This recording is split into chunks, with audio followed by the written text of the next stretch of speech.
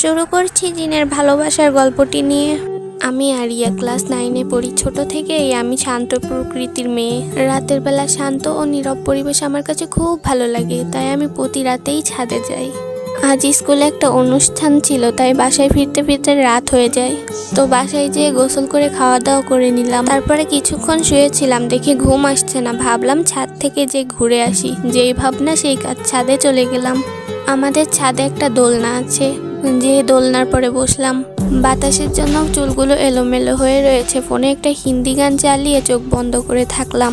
তখনই নাকে সুন্দর একটা ঘ্রাণ ভেসে আসলো। চারিদিকে তাকিয়ে দেখলাম কেউ নাই। তো তার কিছুক্ষণ পরে আমার পাশে কারো উপস্থিতি টের পেলাম।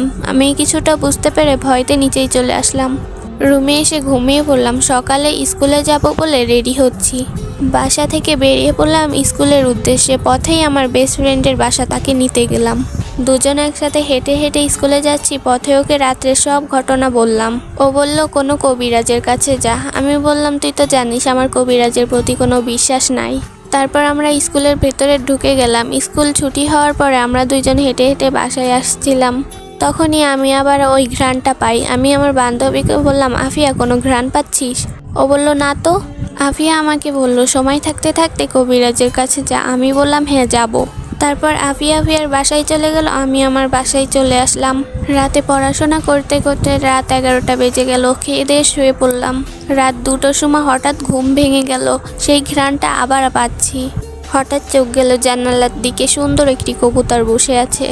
আমার পশু পাখি অনেক পছন্দ, তাই আমি দৌড়ে গেলাম কবুতরটাকে ধরার জন্য।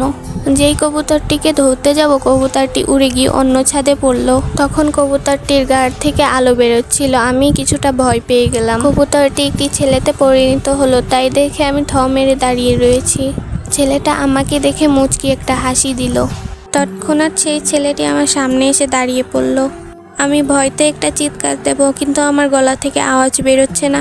আমি বুঝতে পারলাম এটা কোনো মানুষ না, এটা একটি জিন। তখন সেই জিনটি আমাকে সালাম দিল, আসসালামু আলাইকুম।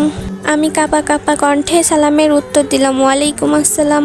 তখন জিনটি আমাকে বলল, আমাকে ভয় পাওয়ার কোনো দরকার নাই, আমি আপনার কোনো ক্ষতি করব না। জিনটি আমাকে বলল, কালকে রাতে আপনাকে ছাদে দেখছিলাম, তো তখন থেকে আপনার সাথে কথা বলার চেষ্টা করছি। আচ্ছা, আপনি কি আমার বন্ধু হবেন?